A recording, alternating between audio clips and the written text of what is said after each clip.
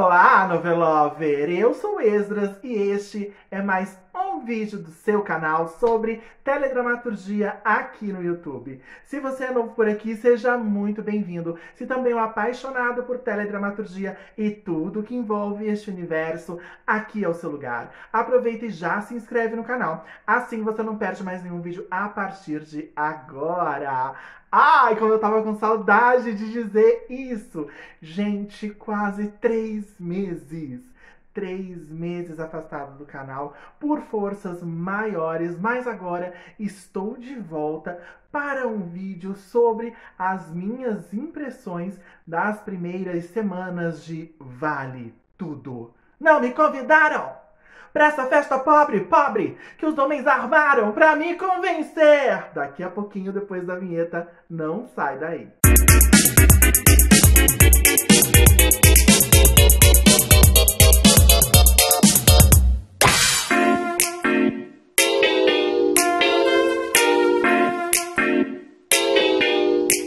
Oi, gente! E aí, como é que vocês estão? Eu, volto a repetir, tava morrendo de saudade, juro, eu tava com abstinência disso daqui. Tanta coisa acontecendo, tanta novidade, tanta novela estreando, tanto babado, confusão, gritaria, e eu sem poder falar, sem poder conversar, colocar pra fora, dividir com vocês tudo isso. Mas agora isso acabou, a espera terminou e eu estou de volta e espero que por mais um bom tempo. Ai, gente, que emoção, tô até emocionado. Espero que vocês também estejam com a mesma saudade, né? Porque eu fiquei de fato com muita saudade. Mas chega de lamentações e vamos ao que interessa. E aí, gente, eu quero saber que babados são esses envolvendo Vale Tudo, hein? Nos últimos dias aí, muitas fofocas, muitas tretas nos bastidores, né? A gente também vai falar sobre isso, mas eu quero contar pra vocês, porque muita gente vem me cobrar, vem me chamar, querendo saber o que eu tava achando, querendo que eu fizesse vídeo. E como eu prometi lá no finalzinho de março, estou de volta aqui neste mês de abril, porque pra mim promessa é dívida. Então vamos lá, eu tenho alguns pontos para falar sobre Vale Tudo, mas já quero adiantar que no geral, gente, tô gostando sim de Vale Tudo, tá sendo um ótimo entretenimento, não perdi nenhum capítulo até agora, inclusive terminei de ver os 2 últimos capítulos, né? Agorinha mesmo, tô gravando esse vídeo no domingo, assisti o capítulo de sexta e sábado agora há pouco, e esse vídeo vai ao ar, eu acho que na segunda-feira, pelo menos eu quero que vá na segunda-feira, dia 21. Se não for dia 21, vai dia 22 sem falta, mas enfim, não importa o dia que vocês estão vendo esse vídeo ou que ele vai ao ar, o importante é que fechamos aí a 3ª semana da novela, muita coisa já aconteceu, porque Vale Tudo é isso, né? Uma história super frenética, onde tudo acontece, você não consegue ver o resquício, a nesga de uma barriguinha ali na história, e esse é um dos primeiros grandes pontos positivos de Vale Tudo, né? Que ela é uma novela enxutíssima, sem barriga. Então vamos falar lá do primeiro capítulo, vamos voltar lá em 31 de março, onde eu assisti muito atentamente aquele primeiro capítulo, muito ávido, para ver se realmente eu ia gostar, ia passar pelo meu crivo, muito exigente. E eu gostei sim da novela, eu adorei as atuações. A Thaís Araújo, ela já disse ao que vinha ali nas primeiras chamadas, né, nos teasers, bem no iniciozinho, a gente já sentiu que ela viria com muito sangue nos olhos para viver essa protagonista, essa heroína das heroínas da nossa teledramaturgia, a Raquel Acioli. Então ela realmente conquistou de cara o público. Eu adorei bastante.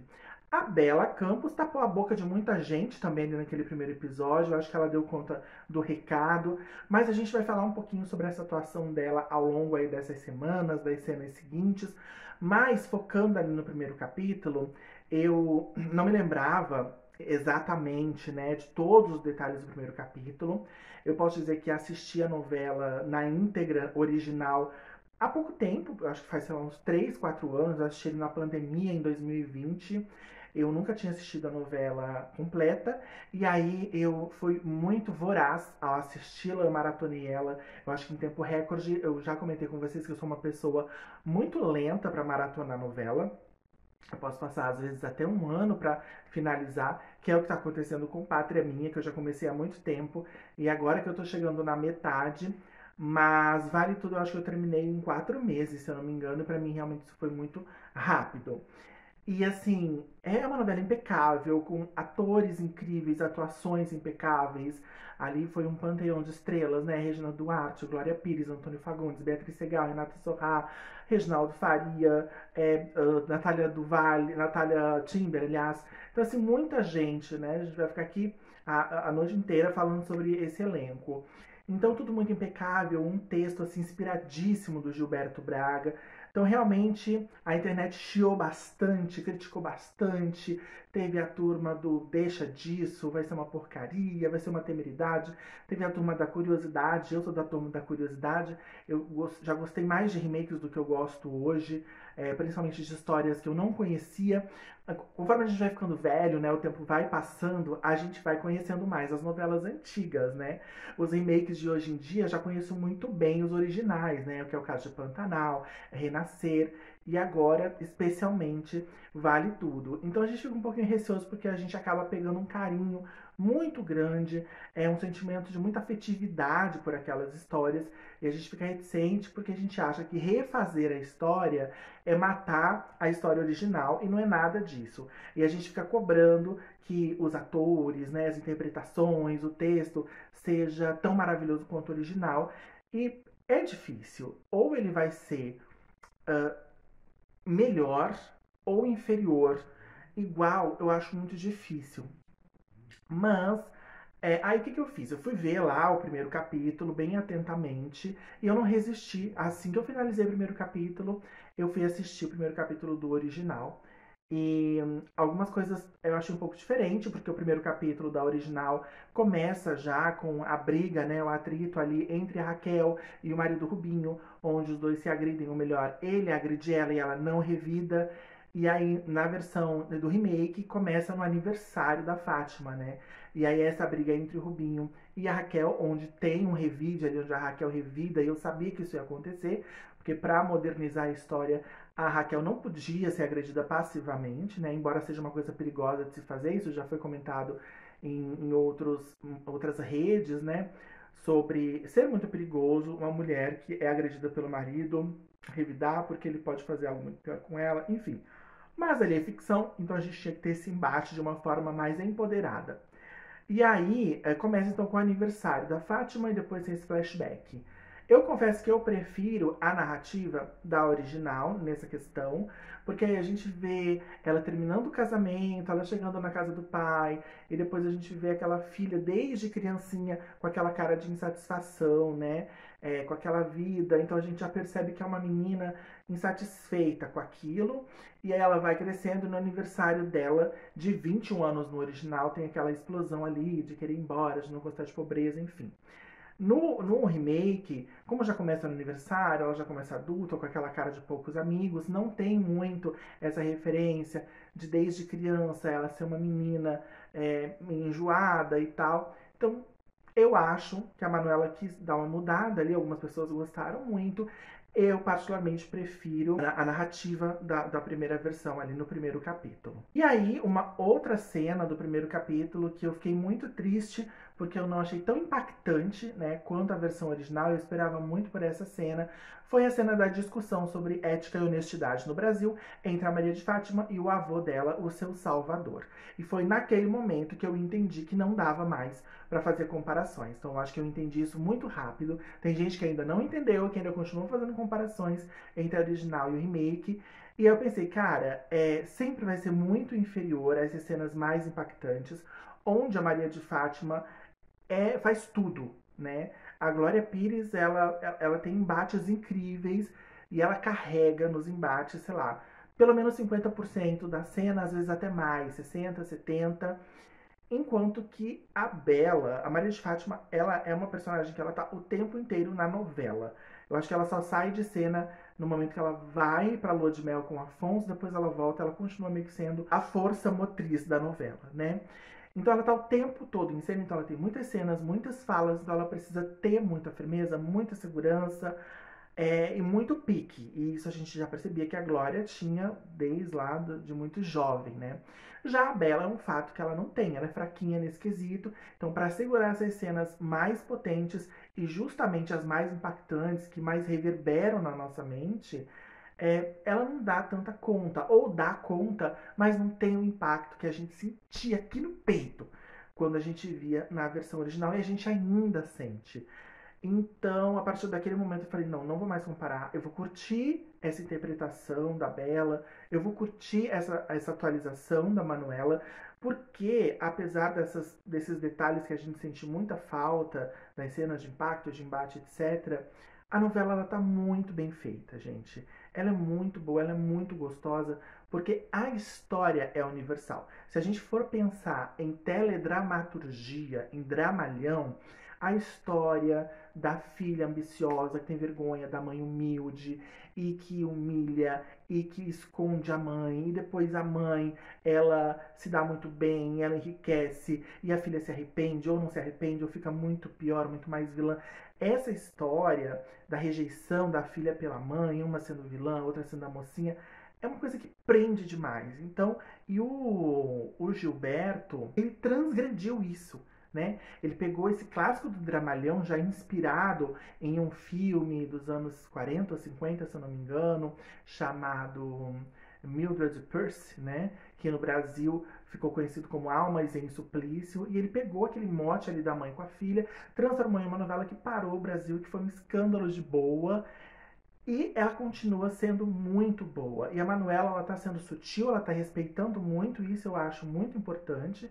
Né? A gente tem que dar os parabéns, porque a Manuela deu muitas opiniões polêmicas em entrevistas antes da estreia, que fez parecer que ela ia descaracterizar toda a novela, e não é o que está acontecendo. Ela realmente tá tendo esse respeito. A gente sente falta de algumas coisas, sim, do original, mas não dá para ser ipsis literis também. Então, eu acho que o que eu mais sinto falta mesmo é do sentimento, é da emoção, é das sensações causadas por esses embates muito fortes. Mas quando você percebe os embates mais potentes entre outros personagens, que não a Maria de Fátima, dá um impacto. Tipo, as brigas ali, as discussões entre a Raquel e o Ivan são fortes, lembram bastante o original, porque são dois bons atores.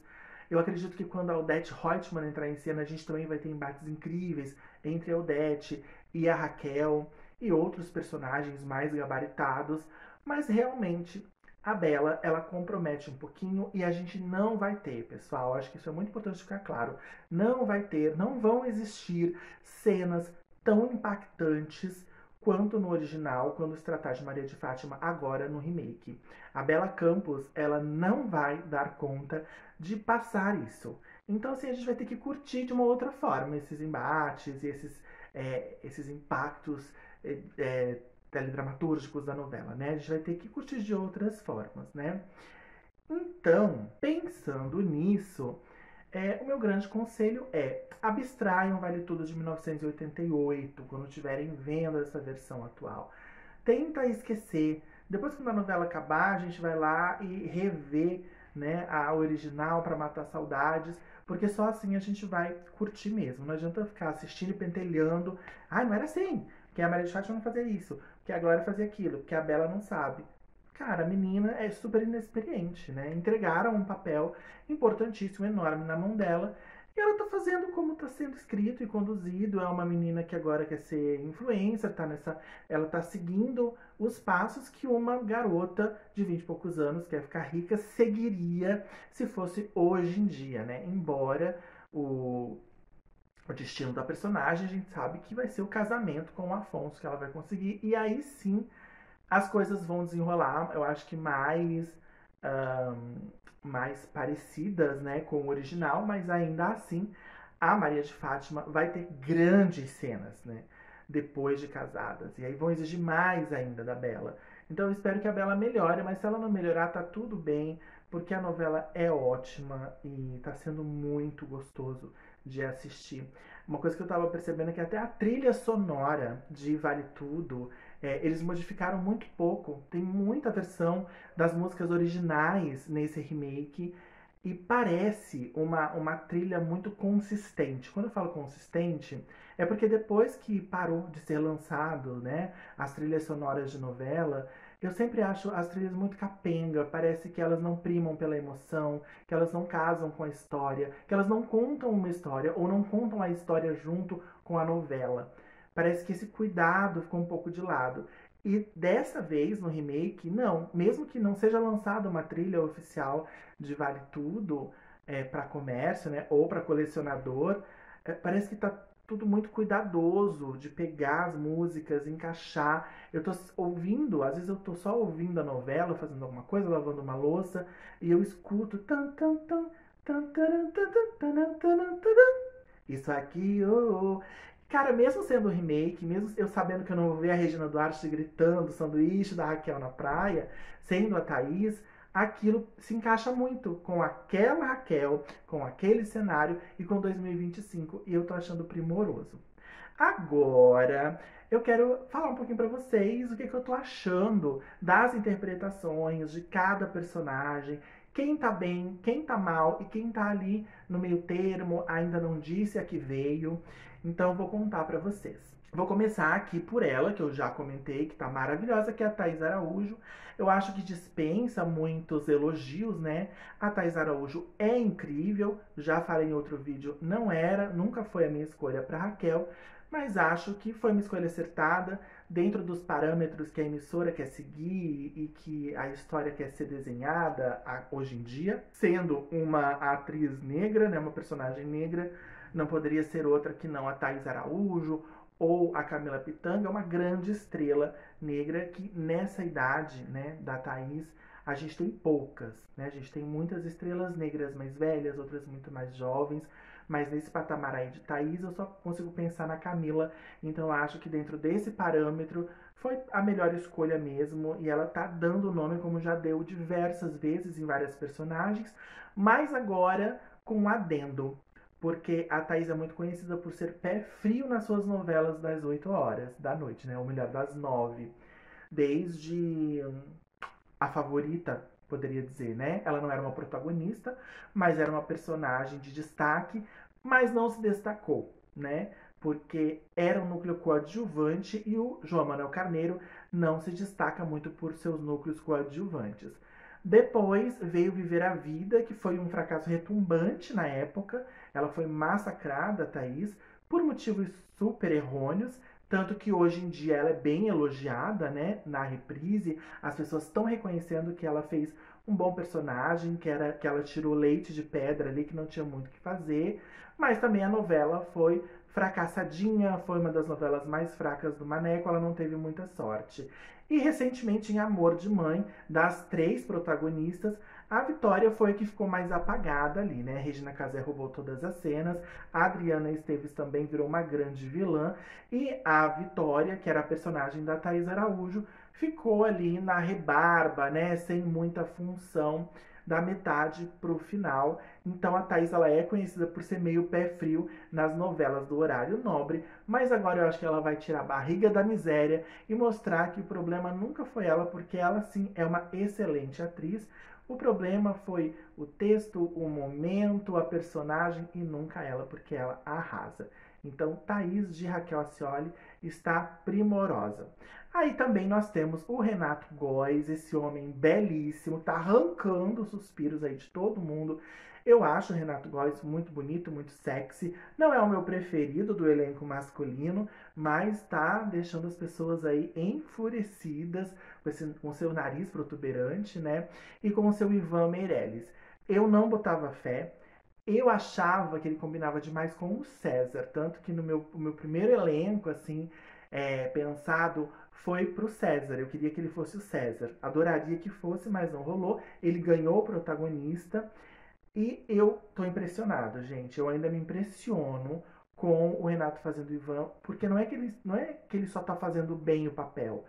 Ele tá com trejeitos, expressões, olhares do Antônio Fagundes.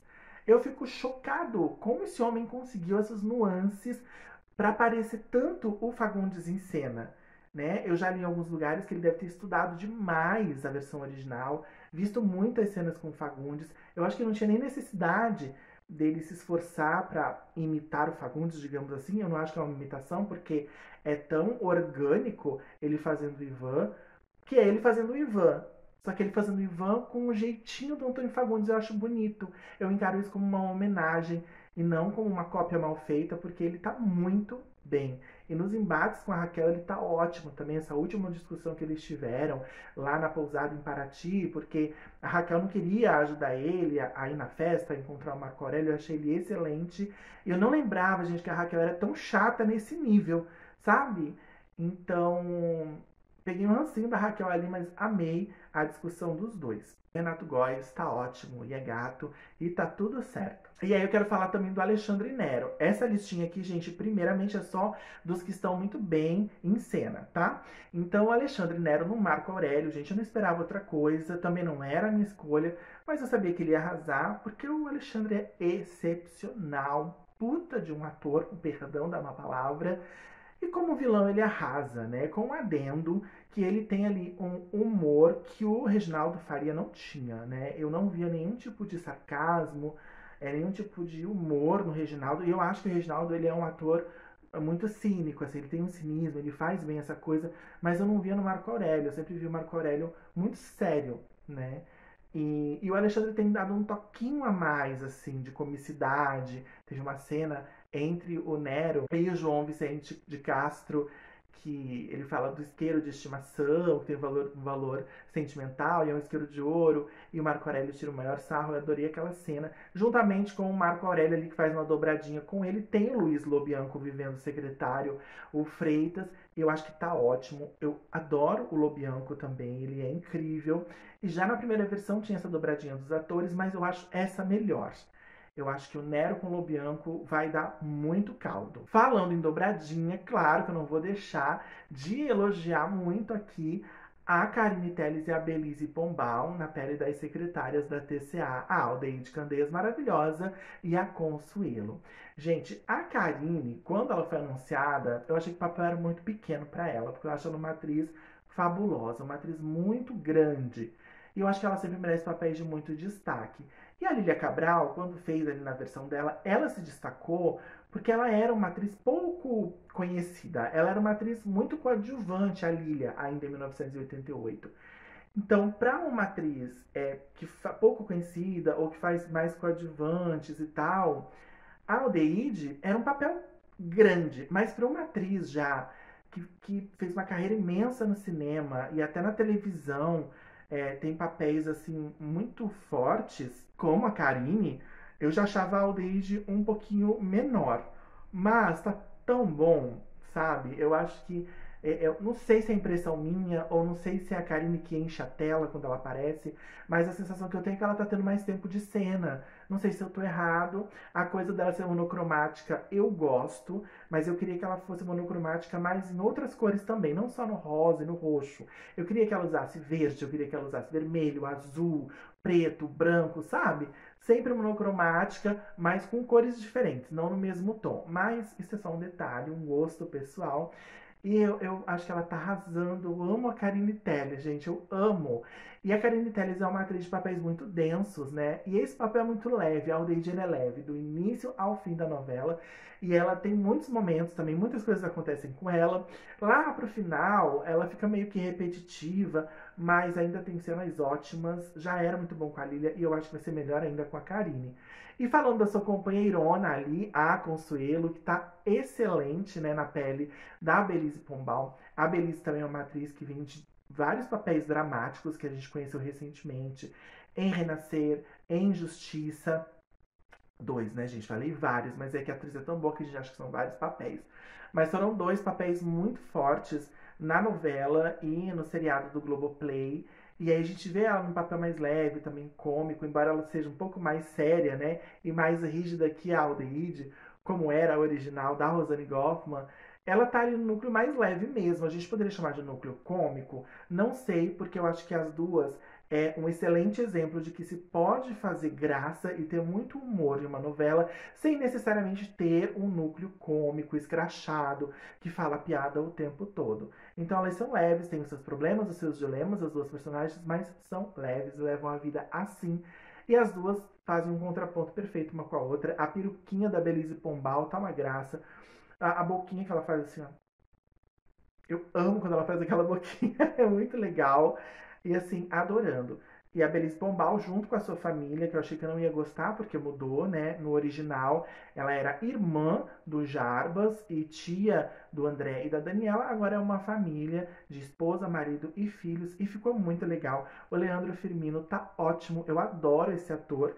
Não lembro dele ter feito novelas antes. Eu lembro dele no seriado A Diarista. Lembro dele do filme, né? Do grande clássico Cidade de Deus.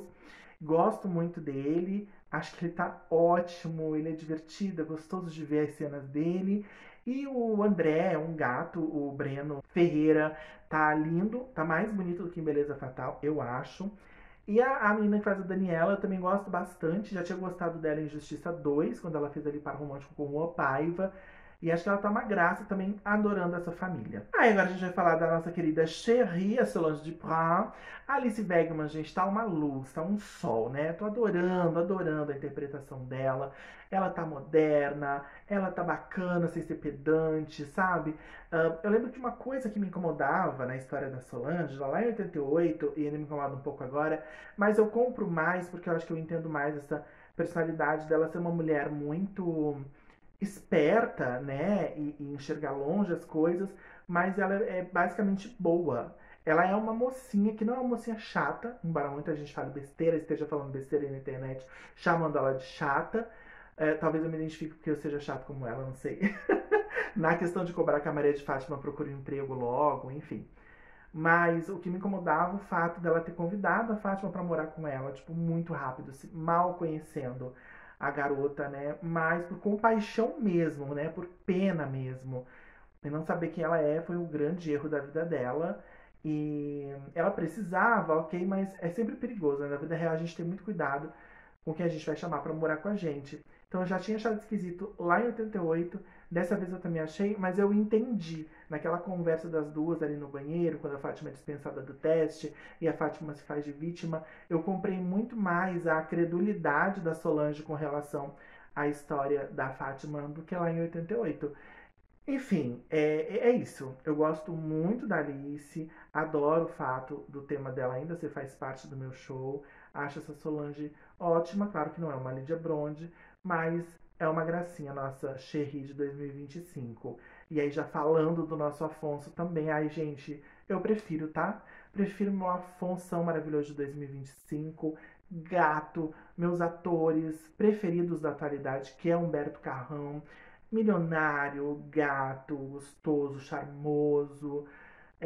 Era meio embuste lá em 88, acho que vai ser um embuste também, porque quem casa com Maria de Fátima, gente, tem ali uma embusteria embutida em si. E o Afonso tem, né? O Afonso tem um machismo revelado que eu acho que tá um pouco menos agora, ou ele tá disfarçando mais agora, porque a gente tá em 2025. Mas eu tô amando os dois, tem uma química incrível, a Alice e o Carrão. E eu acho que vai ser maravilhoso, assim, os dois juntos, até quando eles estiverem separados, que eles vão ter uma recaída. Ai, gente, muita coisa vai acontecer ainda, tá?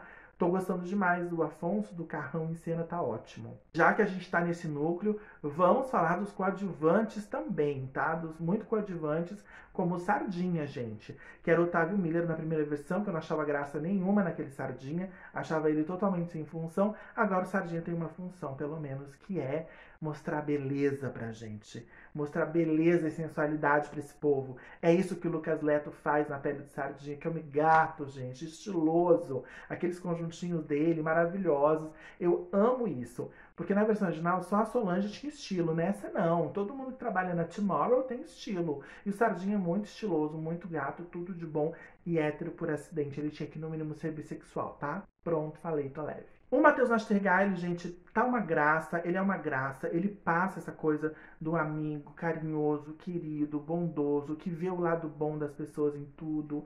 Eu amo o Nastergaile, o personagem é muito querido, o Pedro Paulo Rangel já causava essa coisa na gente, né, de querer dar um abraço, de querer ser amigo dele.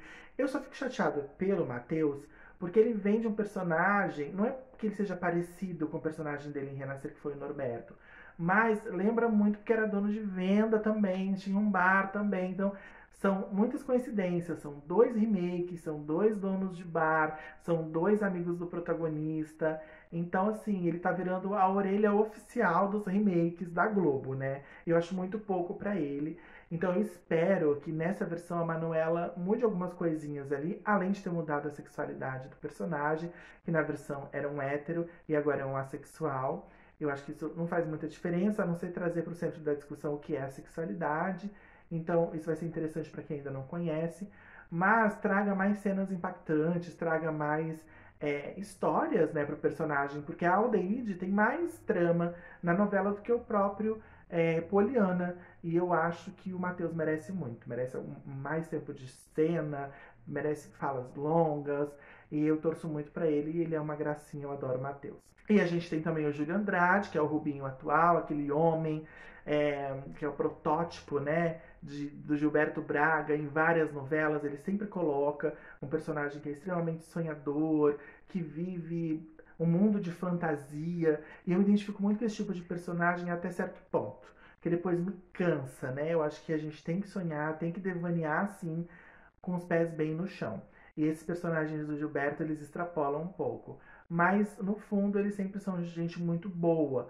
E o Rubinho é esse personagem que não vai ficar muito tempo em cena. Não vem me dizer que isso é um spoiler, porque se você não assistiu Vale Tudo, eu sinto muito. Estou dizendo que o Rubinho vai morrer em breve, essa semana, mais precisamente, né? Ele morre, sim, ele não chega até o final da trama.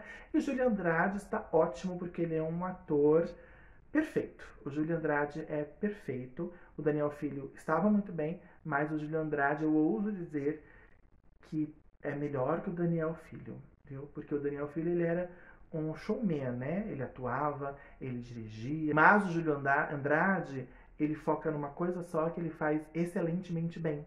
Então é isso. Eu sou muito fã do Júlio Andrade, ele está arrasando como Rubinho até os próximos poucos capítulos que ainda vai ter à frente. Temos também o pai do Ivan, né? O seu Bartolomeu, o Luiz Melo. Gente, o que falar de Luiz Melo? Luiz Melo é um ator excepcional também. É um grande ator, num papel muito querido, que o Cláudio Correia Castro fazia maravilhosamente, né? Era um fofo. E esse Bartolomeu do Luiz Melo também é um fofo. Eu tô gostando bastante e ele tá excelente. Aí a gente vai pro Renato Filipelli, né? Que foi assim, aquela elegância de homem nos anos 80, feito pelo Adriano Reis, que eu acho magnífico. Que homem, gente.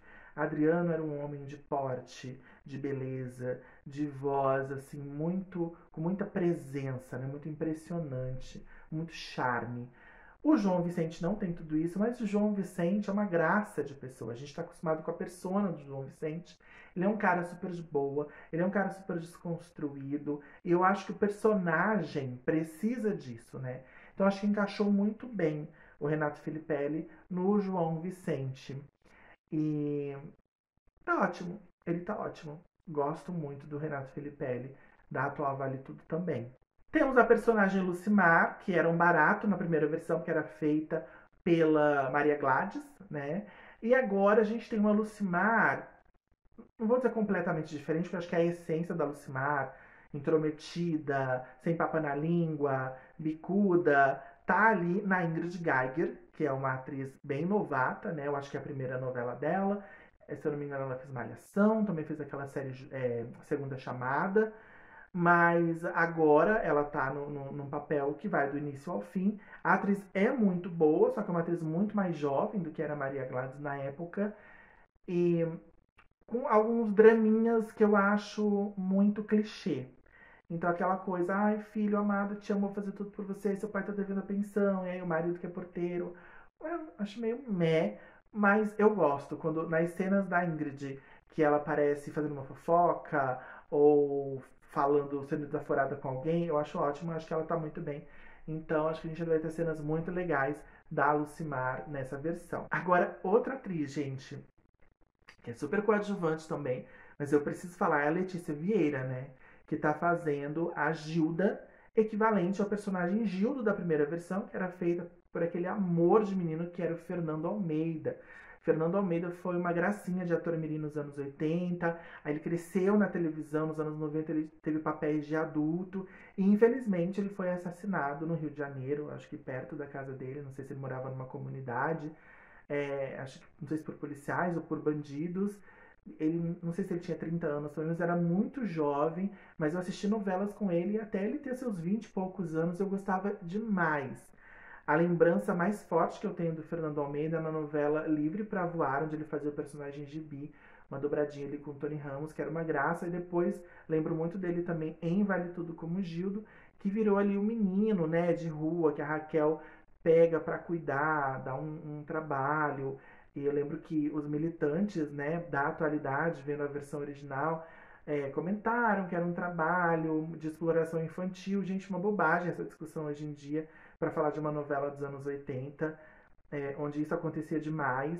Mas hoje a gente vê que a Gilda já tem 18 anos, eles deixaram isso bem claro no início e trocaram o sexo, né, também do personagem, assim como fizeram em Renascer com a personagem Zinha. Ela era Zinho na versão original e virou Zinha na versão do remake, e agora fizeram isso de novo. Mas eu quero falar da Letícia Vieira, gente. Que atriz boa, né? Em cenas muito curtas ainda, ela mostra uma firmeza, né, na interpretação, e é disso que eu falo. Eu achei maravilhoso ela, eu achei ela maravilhosa. E aí, não sei se vocês sabem, mas a Letícia Vieira, ela fez o teste para viver a Maria de Fátima e ela foi extremamente elogiada pela direção.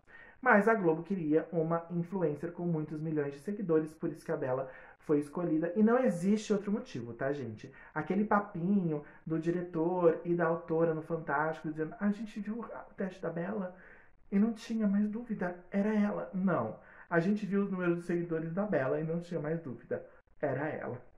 E aí casou dela ser minimamente boa no teste. Mas a Letícia Vieira, assim, eu fui contra todas as pessoas que fizeram o teste para Maria de Fátima. Nenhuma era quem eu queria.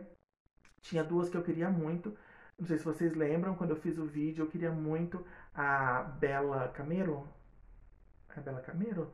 É outra Bela, Bela Piero. Eu queria muito a Bela Piero na personagem. A Bela Piero é uma atriz que participou recentemente de Garota do Momento como a personagem Flora. E eu acho ela excelente, acho que ela seria ótima Fátima. Mas também gostei muito da possibilidade de ser a Juliana Xavier, que eu assisti em Justiça 2 e achei ela excepcional. E achei que ela faria uma Fátima incrível. Gente, vocês não têm noção, vocês não assistiram Justiça 2? Assistam e prestem atenção na Juliana Xavier, que é uma das prostitutas ali, que são cafetinadas, que é cafetinada pela personagem da Leandra Leal. Preste atenção nela, que ela faria com certeza uma Fátima incrível. Então eu achei que devia ser uma dessas duas. Ou então, dentre as que fizeram, né, o teste, a Valentina Sage ou a Julia Dallavia.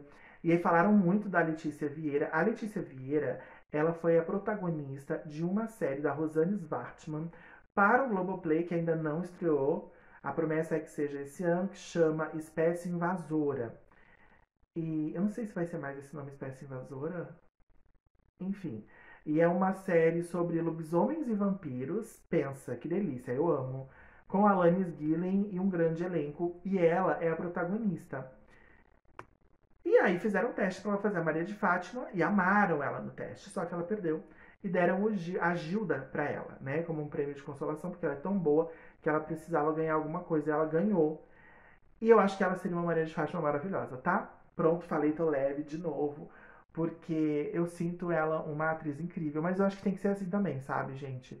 Eu acho que às vezes, claro que tem revelações que fazem o seu primeiro trabalho de uma forma muito poderosa. Então já começa como protagonista e é aquele estrondo. Mas acho que por melhor que o ator seja, ele tem que começar de baixo, para não tirar o lugar de pessoas que já estão há muito tempo. Então, às vezes, eu sinto que é isso que está acontecendo com a Bela. Foi isso que aconteceu com a Jade Picon, por exemplo. Só que, claro, não tenho termo de comparação aqui, porque eu ainda considero a Bela uma atriz, diferente da Jade. E é muito triste ver isso também, o que aconteceu também com a Rafa Kalimann. E a Letícia Vieira, por melhor que ela tenha sido no teste, eu acho que deviam esperar mais mesmo para colocá-la como uma protagonista tão forte quanto a Maria de Fátima, e esperaram. Mas colocaram a Bela. Mas eu acho que a Letícia Vieira seria melhor, gente, eu acho. E aí, fechando, né, aqui a nossa listinha de personagens que eu acho que estão bem, eu vou falar da Maeve Jenkins, maravilhosa, que tá fazendo a Cecília. Eu amo essa atriz, gente.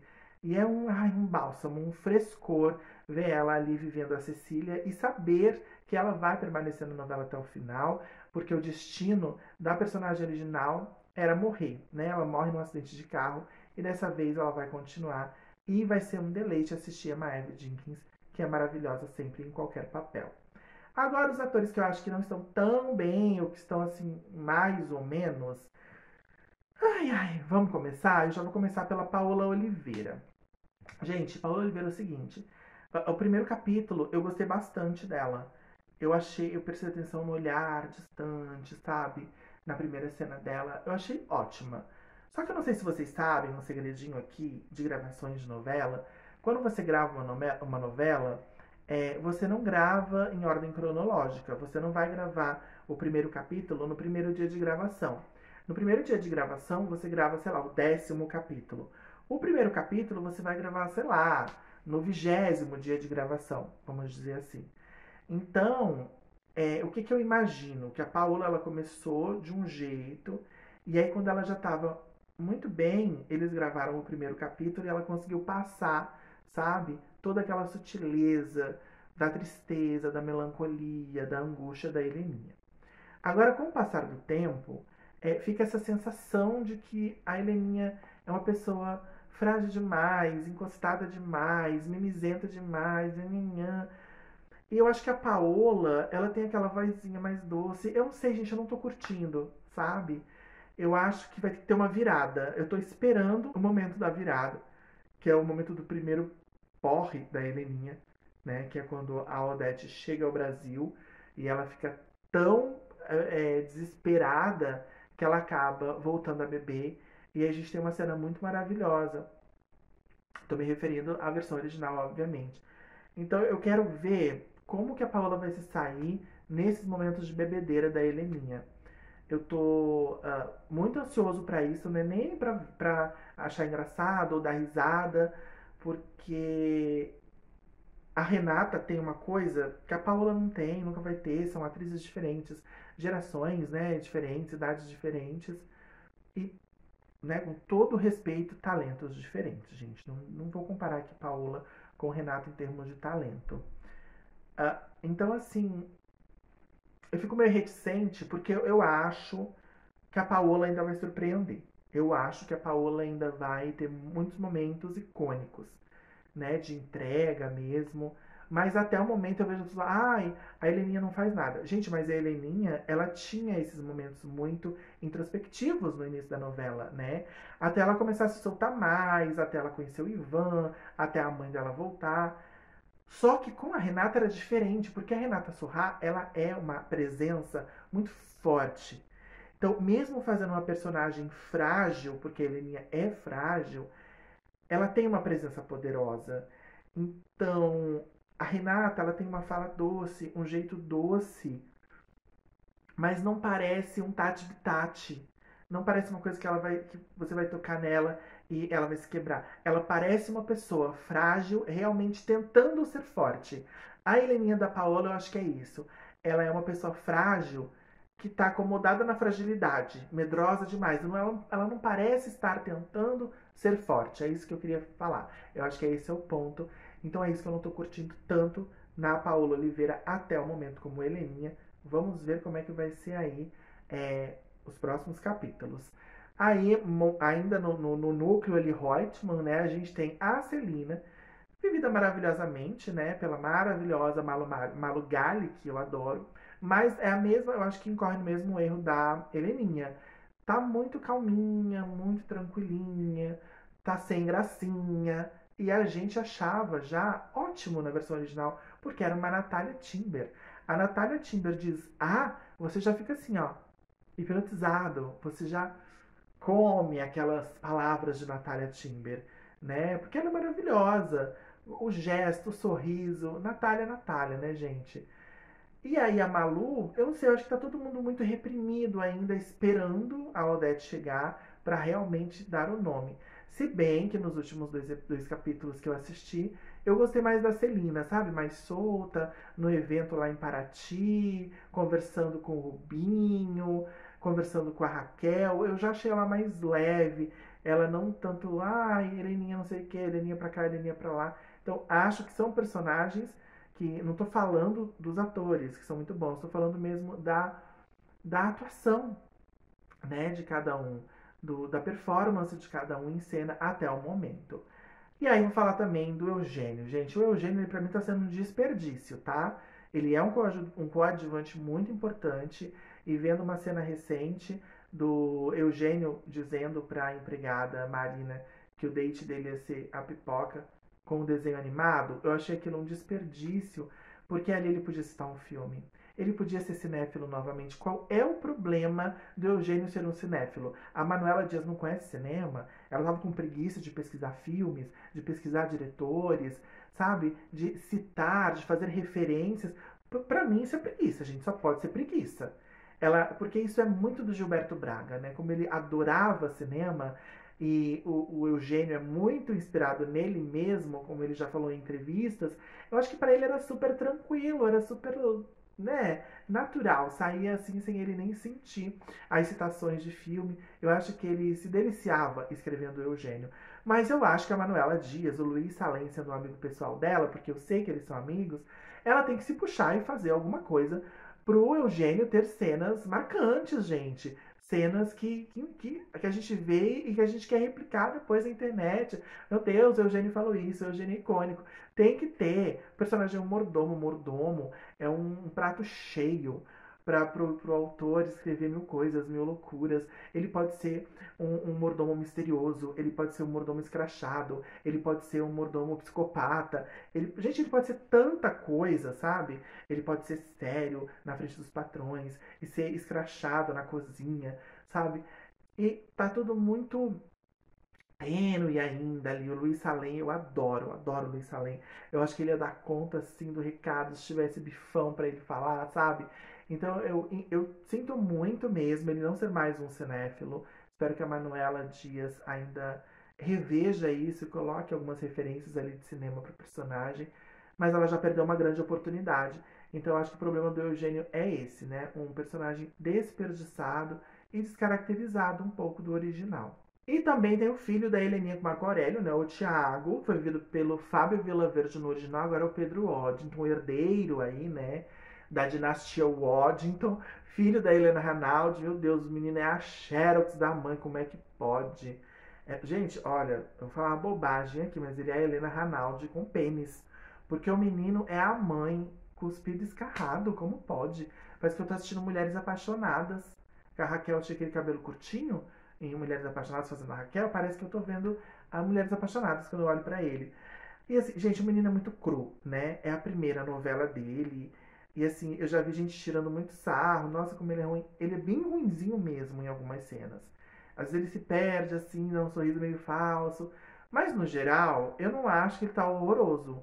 Eu coloquei ele aqui naqueles que não estão muito bem, porque tem momentos que é nítido que ele é muito inexperiente. Mas eu acho que com muito estudo, se ele quiser continuar na profissão, porque que eu percebo desses filhos, né, herdeiros de galãs e protagonistas dos anos 90, né, como o Antônio Benício, o Pedro Novaes, é que eles fazem uma novela e depois desistem, não querem seguir carreira. Eu cito muito o exemplo do Antônio Benício, né, que fez Amor de Mãe da Manuela e sumiu o menino. O menino é lindo, o menino não foi péssimo, como eu falei, era inexperiente, né, não teve grandes momentos, mas era poderia continuar. Os pais são super talentosos, a Alessandra Negrini, Murilo Benício, imagina, maravilhosos. Mas ele não quis. O Pedro Novaes está agora num protagonista, tá muito bem, mas ele demorou demais, né, para entrar numa novela. E não sei se ele vai continuar depois. Então, pode ser que o Pedro Waddington também desista aí no caminho. Mas se ele continuar, eu acho que ele tem grandes chances. Porque ele tem uma mãe incrível, que é uma atriz nata, maravilhosa. E eu acho que. E ele é uma gracinha, né, gente? Ele é uma gracinha. Eu acho que ele pode ser um dos novos galãzinhos aí da nova geração, se ele quiser. Agora, uma gente que eu não tô gostando mesmo, é a Ramile. Bom, primeiro vamos começar que a personagem é sem graça, né? A Fernanda. Ela já era sem graça lá nos anos 80. Era só uma adolescente, uma aborrecente, querendo ser moderna, independente, com ideias progressistas. E agora tá muito parecida a personagem, só que o texto dela também não impacta tanto, que a gente está em 2025. Então, o que mais se fala é em empoderamento, em feminismo. Então, a mulher que vem com esse texto de uma forma rasa não tem graça, sabe? E ela vem com aquele texto muito bobo. Ai, não quero namorar o André. Se ele quiser só ficar curtindo, tá tudo bem. Mas eu não vou namorar, porque eu quero estudar, eu quero trabalhar. Gente, isso era muito vanguardista dos anos 80. Hoje não é mais. E eu não gosto dessa atriz, gente. Assim não é que eu não gosto, nada contra a pessoa, mas eu não acho graça nas coisas que ela faz. Ela saiu de Encantados, que foi um seriado que eu não assisti, né? Aí ela foi pra aquela novela horrorosa, que foi Família é Tudo, daquele ator horroroso. E autor, né, horroroso. Não o autor pessoa, o autor profissional mesmo. Vocês entenderam, né? E fazendo aquela personagem bem histriônica e tal. E, e aí agora ela tá uma personagem mais naturalista, mas não acho graça na personagem, não gosto da atriz até o momento. Acho que talvez eu venha gostar da atriz se eu ver uma outra personagem, mas eu acho ela, qualquer coisa, qualquer nota, sabe? Não gosto, não gosto. Aí temos a Edvana Carvalho, que faz a mãe da Fernanda, né? Que é uma atriz maravilhosa, tá fazendo a Eunice. E eu já vi muita gente reclamando, né, de que foi passado pro público que ela seria uma mulher independente, uma costureira de mão cheia, que ia trabalhar bastante para Tomorrow e que todo mundo na novela ia pedir os serviços dela e que não estava vendo isso porque ela era só uma dona de casa, do lar. Aí eu pensei, cara, a novela acabou de começar, né? Eu acho que a personagem vai ter mais cenas e tal, né? Porque falaram também, reclamaram que ela era só a orelha do marido, que também era um chato. O povo também é demais, né? Mas o fato é que a Edvana arrasou em Renascer e a gente esperava uma personagem tão poderosa quanto, né? Mas a Eunice não é, gente. E pra Manuela transformar a Eunice numa personagem poderosa, ela tem que tirar leite de pedra também. Então ela é uma personagem básica, uma dona de casa. Ela pode ter falas interessantes, ela pode ter mais tempo de cena, mas é uma personagem bem básica mesmo. Então tá ali, né? Ainda não disse a que veio, mas a atriz é maravilhosa. Eu acho que pode ainda render alguma coisinha. E ainda nesse núcleo, vamos falar de Carolina Dickman, que também ainda não disse o que veio. Mas pensando na Leila original, era interpretada pela Cassie Kiss, que é uma atriz maravilhosa, que se provou em diversos trabalhos posteriores uma atriz excepcional. Só que a Leila, ela é sem gracinha mesmo, gente. E não é só no início da novela, não. Toda novela, a Leila é sem graça, tá? A Leila é meio sonsa. Aliás, eu tenho sérias restrições com a Leila, porque ela faz uma coisa que pra mim é super errado. E é uma coisa que a Carolina Dickman já fez em outra novela, que foi Passione. Eu não vou falar o que é, tá? Pra vocês não me acusarem de spoiler, porque isso eu quero que vocês descubram assistindo a novela, se vocês ainda não sabem. Tem a ver com talaricagem, tá? Então, assim, a Carolina Dickman fez isso em Passione, só que a Cássia aqui já tinha feito isso em Vale Tudo, e agora a Carolina Dickman vai replicar em Vale Tudo novamente. É a mesma coisa que ela fez em Passione. E, então, eu já tinha restrições com a personagem em Vale Tudo por ela ter feito isso, que ela vai fazer, que é uma sacanagem, eu acho uma sacanagem. Só que a Leila, ela é uma personagem sem graça, ela é uma personagem meio apagada durante toda a novela. Parece que a Manuela vai trazer algum elemento diferente aí na Carolina, né, pra que ela tenha mais destaque. Mas eu acho que foi justamente por isso, pela Leila ser essa personagem meio água com açúcar, que ela virou a assassina da Odete Roitman, porque ninguém, em tempo algum, imaginaria que seria a Cássia Kiss, tendo a personalidade de uma lesma, né? Como ela tinha em Vale Tudo 88. Ai, gente, as duas atrizes são ótimas. Tanto a Cássia quanto a Carolina Dickman. Então a Carolina, ela é uma atriz que ela não precisa provar mais nada pra ninguém, só que a Carol, ela precisa ter um bom texto nas mãos pra ela mostrar que ela é uma boa atriz, como aconteceu em Vai na Fé. O texto dela era maravilhoso e ela mostrou que ela é uma ótima atriz. Só que o texto dela, sendo qualquer nota, sendo aguinha com açúcar, ela vai ser uma atriz água com açúcar. Né? A Carolina não é aquela atriz que rouba a cena. Não é aquela atriz que engole o texto e transforma. Ela é uma atriz que ela vai conforme o que ela recebe e tá ótimo, gente. Não é uma crítica, não. Cada um tem o seu jeito. Eu gosto da Carolina Dickman atuando. E é isso, mas por enquanto tá sem gracinha, mas ela vai aprontar. A Leila ainda vai aprontar, mas vai ser sempre aquele jeitinho, tá? A não ser que a Manuela mude aí algumas coisas. E eu deixei pro final para falar da grande polêmica do momento. Esse vídeo já ficou imenso. Eu vou me lascar para editar, mas estou voltando, né, gente? Não posso estar com preguiça para editar um vídeo. Tem que estar tudo à prova, embora eu esteja muito cansado, gente. Eu tô muito cansado. Tô louco para dormir, para deitar, descansar. Eu fiz muita coisa hoje, mas estou aqui firme e forte, porque a minha vontade de retornar é muito maior. Então vamos lá falar de Cauã Raymond e do seu César. Bom, não era meu César de jeito nenhum. Eu avisei, não coloquem Cauã Raymond. É um ator que tem todos os estereótipos do César Ribeiro. Tem todos os estereótipos. Né? É um ator com cara de cafajeste, é um ator gostoso, é um ator que interpreta um vagabundo, canalha como ninguém. Mas eu queria tanto outros. Eu queria Renato Góes, eu queria Michael Borges, eu queria Alejandro Clavô. Mas pegaram o mais óbvio. E eu já tô meio enjoado da cara do Cauã. Eu não sei se vocês também notaram, mas o que não tá esquisito, gente. Eu sei que a gente não pode falar da aparência das pessoas, é errado. Mas ele tá com um rosto estranho, não sei se ele harmonizou, o que ele fez.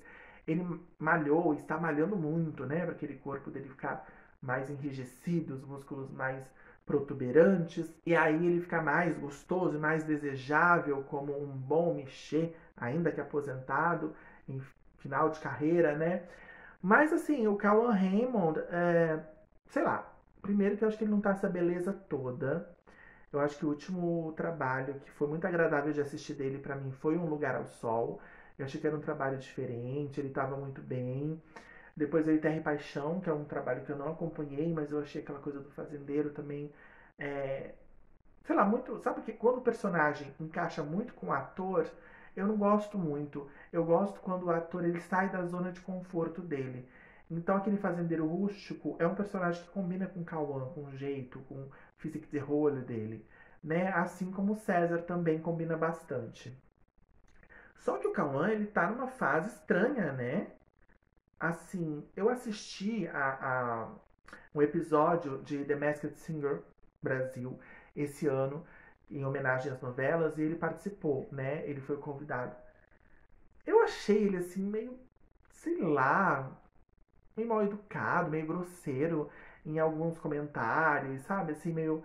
Parecia que ele não tava ali, que ele não tava ligando muito pra estar ali, que ele tava meio avoado, assim, não sei. Eu não gostei, eu não achei ele elegante, ele educado na participação dele. Achei uma coisa esquisita. E aí tem ouvido falar que ele anda muito arrogante e tal. E aí já se acumula com os comentários das ex-mulheres, né? A Grazi e a Mariana Goldfarb. Foram pessoas que comentaram de relacionamentos tóxicos, né? De traição, deslealdade. Enfim, a gente tá falando do Cauã pessoa, né? Do Cauã pessoa física e não pessoa jurídica.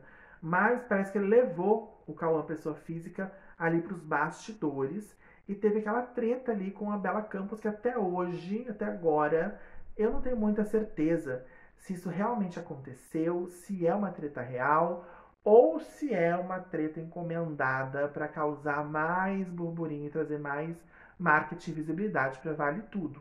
Eu acho que é desnecessário se for uma grande mentira, uma grande armação, mas se não for, eu acho até que tá fazendo bem pra novela, de certa forma, porque é a novela dentro da novela. E aí, gente, falando se ele tá bem ou se ele tá mal, eu não sei dizer, porque assim, como eu não tô gostando da figura dele, física mesmo, da aparência dele, eu me distraio quando ele tá em cena. Eu não consigo prestar muita atenção na atuação. Porque eu acho que é muito ele, sabe? Não parece um personagem, parece que é ele. Então eu fico meio. Não sei se isso é bom ou se isso é ruim. Talvez se fosse bom, se fosse outro personagem. Não sei, gente. Pra mim tá ali naquele meio termo. Não tá ruim, mas tá um babado sério por causa dos bastidores. Eu tô achando péssimo. E aí agora eu vou falar da Maria de Fátima, né, da Bela Campos, que eu já falei um pouquinho no início, que é aquilo que eu acho, gente. A Bela Campos, ela é uma atriz limitada para esse personagem. Eu acho que ela foi bem no Pantanal, eu acho que ela não comprometeu em Vai na Fé, mas eu acho que esse personagem, ele exige muito mais de uma atriz e a Bela não entrega. Então a Maria de Fátima ela está sendo adaptada e ainda assim ela está fazendo ali uma influencer sem graça, porque essa Maria de Fátima faz coisas que a Maria de Fátima original não faria. Né? A Maria de Fátima, da Glória Pires, ela era pragmática, fria, calculista, séria. Ela era séria, ela tinha medo de ser descoberta. Ela jamais faria uma cena daquela de tá se agarrando com o César e começar a querer chamar atenção. Socorro, socorro, tô sendo agarrada pelo vaqueiro. Gente, ela não ia fazer aquilo. Eu não lembro se tem isso no original. Tem isso no original? Posso estar falando bobagem. Mas eu não me lembro. Sabe? Isso me parece coisa muito de releitura mesmo, de atualização. Então é isso. Não vou ficar aqui jogando pedra na Bela, porque o que já foi, já foi. Vai ter outras pessoas para tacar pedra nela, porque as pessoas amam odiar, né?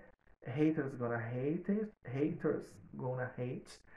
Mas, agora falando desse barraco com o Cauã, cara, eu acho que da mesma forma que eu não tenho que falar nada, o Cauã também tinha que enfiar a viola no saquinho dele e calar a boquinha dele. Porque eu não sei o que exatamente ele falou, mas se ele criticou a atuação da colega e dependendo de como ele fez isso, ele foi muito desnecessário, porque você pode falar, dar um toque, né? Mas dizem também que a Bela não é flor que se cheire, tá, gente? Diz que ela é meio arrogantezinha também, não aceita críticas. E eu acho que ela tem esse jeitinho também, que eu já vi algumas entrevistas com ela, que eu achei ela meio assim. Mas agora, falar do Humberto Carrão, se o Cauã realmente falou do Humberto Carrão, gente, eu quero que ele se lasque. Mas é isso, eu fico com pena, se for real, com relação ao clima nos bastidores, porque é sempre chato, né? A novela tá indo bem, acontece uma coisa dessas. Mas, se for verdade, que tudo se resolva. E nessa questão eu tô do lado da treta. Eu acho que o Cauã deve fazer o dele e deixar a outra em paz lá.